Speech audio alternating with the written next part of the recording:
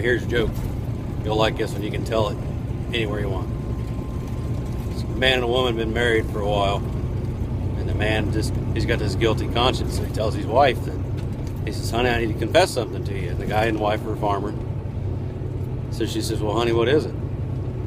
And he says, well, I've had a few indiscretions over the years and broke some of my wedding vows, and I've cheated on you a few times.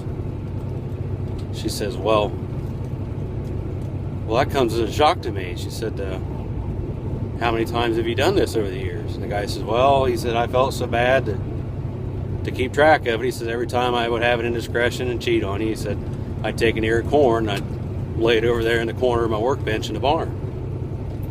So she says, well, just how many ears of corn do you have out there? So they go out to the barn and look. There's about 6 ears of corn there in the edge of that workbench in the corner.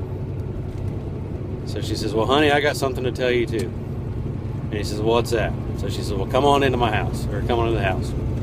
She goes to the pantry, pulls out a shoebox. She says, I've not exactly been faithful to you over the years either. He says, okay, what's the shoebox have to do with it? She said, well, I did the same thing that you did. Well, she opened the shoebox.